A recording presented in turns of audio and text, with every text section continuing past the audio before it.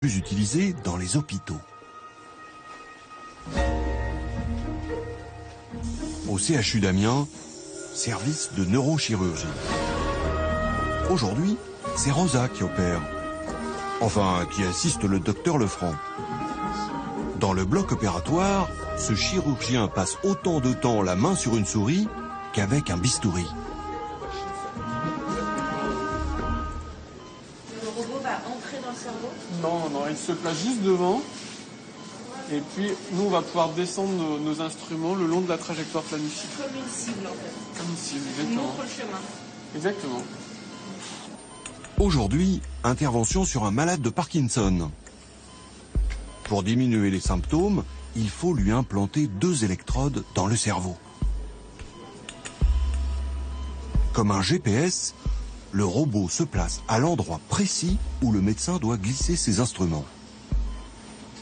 Il va le guider au millimètre près, grâce à ces images en 3 dimensions.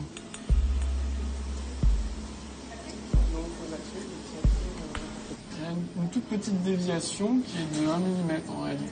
En réalité, là, c'est là où on devrait être, et ça, on va le corriger. Et ça, il n'y a que le robot qui est capable de le faire. Là, l'électrode marchera mieux, donnera plus d'effet.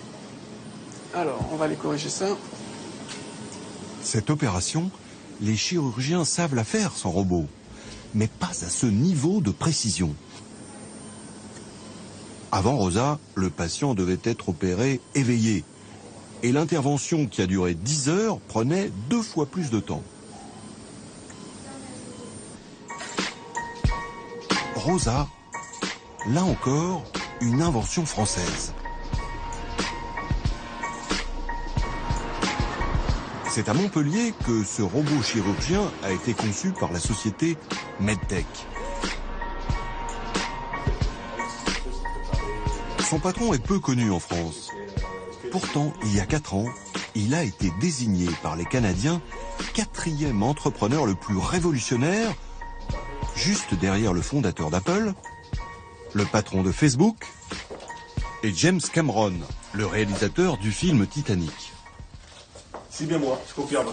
Confirmé, c'est bon? C'est bien moi, ouais, effectivement. Ça. 4e entrepreneur le plus révolutionnaire. Vous êtes gêné? Non, j'en suis extrêmement fier. J'en suis extrêmement fier.